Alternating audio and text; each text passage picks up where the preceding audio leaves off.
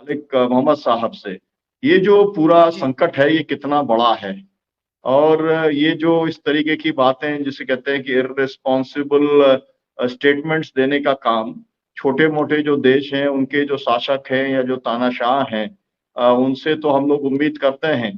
जैसे कि north Korea जो है उनकी तरफ से जी जी। लगातार बयान आता रहता है, लेकिन उन्होंने भी इस तरीके का कभी नहीं कहा कि मैं जो है परमाणु अस्त्र से पूरा सब कुछ बर्बाद मैं कर दूंगा और मैं युद्ध जीत लूंगा, क्योंकि पूरी दुनिया ही एक तरीके से उनके खिलाफ में खड़ी है। तो लेकिन एक इतने बड़े राष्ट्र का मुखिया होने के बावजूद इस तरीके का गैर जिम्मेदाराना बयान वो दे रहे हैं, तो इससे क्या हासिल करना चाहते हैं? आपको क्या लगता है कि यूरोप डर जाएगा और यूक्रेन के अंदर जिस तरीके का हथियारों की सप्लाई यूरोप के तमाम देशों के द्वारा की जा रही है वो बंद कर दी जाएगी और वॉकओवर जो है रूस को मिल जाएगा? क्या सोचते हैं आप, खालिद मोहम्मद साहब? जी जी जी। आपका बहुत बहुत शुक्रिया इस इशू के ऊपर बात करने के लिए, क्योंकि ये बहुत इम्पोर्टेंट इशू है। आज बहुत से अखबारों ने नुमायां तौर पे ये बात छापी है कि जो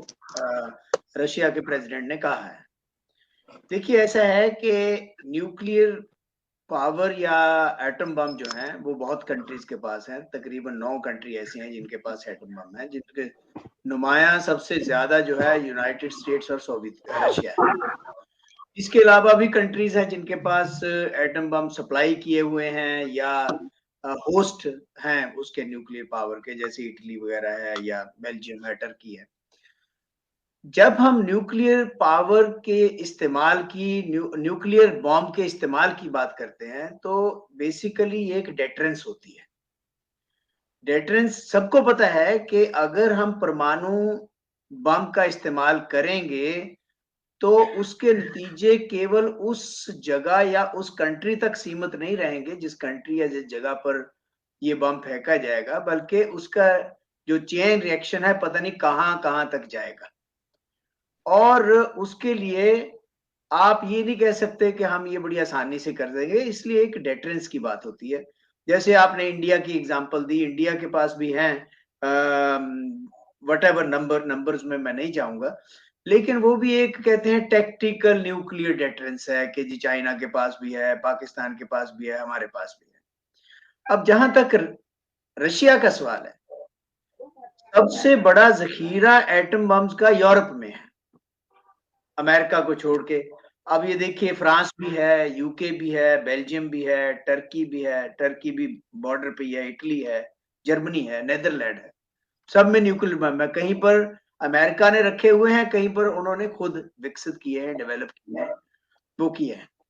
तो जब से ये यूक्रेन युद्ध शुरू हुआ है, उसी समय से बार बार पुतिन या रशियन लीडरशिप जो है ये बम का वो करती रही है कि हम इस्तेमाल कर सकते हैं, हम करेंगे।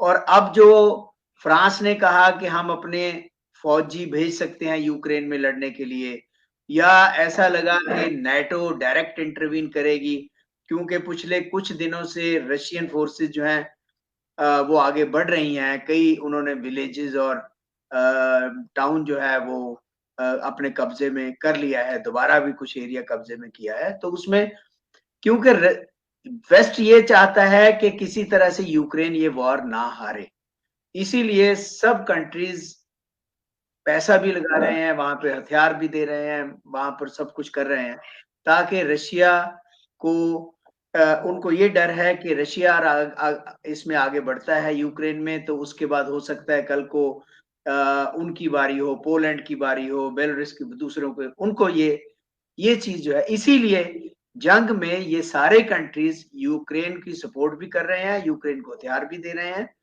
और यूक्रेन की हर तरह से मदद भी कर रहे हैं। यहाँ तक कि बहुत से जो मर्सिनरीज या फौजी जो वेटरन्स थे, उन्होंने भी जाकर के यूरोप से और अमेरिका से यूक्रेन की मदद की है। लेकिन मैं ये कहता हूं कि ये गैर जिम्मेदाराना नहीं, बल्कि बहुत ही डरावना सिनेरियो डेवलप होगा अगर टेक्टिकली भी न्यूक्लियर वेपन्स को आप तैनात भी कर दें। यूज तो बहुत दूर की बात है, आप तैनात भी कर दें यूरोप के बॉर्डर्स के ऊपर या यूरोप के साथ जो रशिया का बॉर्डर लगता है, तो वो भी अपने आप में बहुत खतरनाक बात होगी। क्योंकि आपको याद होगा कि जब कोल्ड वार चल रही थी उन दिनों में भी एक्सीडेंटली न्यूक्लियर वेपन का बहुत ज्यादा खतरा था, और आज भी वो खतरा जो है कायम है। ठीक है सर। क्योंकि न्यूक्लियर वेपन जो है उन कहना बड़ा आसान है, लेकिन न्यूक्लियर वेपन का इस्तेमाल हिरोशिमा और नागासाकी में जो बम गिराए गए थे वो बहुत छोटे बम थे, हालांकि उन्होंने भी कितना ज्यादा डिस्ट्रक्शन की थी। आजकल तो उससे 100 गुना बड़े बड़े बम हैं, एटम बम जो है कंट्रीज के पास। तो इसलिए मुझे लगता है ये एक डेटरेंस है, इसका असली इस्तेमाल होना बहुत ही मुश्किल है। अगर होता है तो आर्मागेडन की स्थिति जो है वो आ सकती है।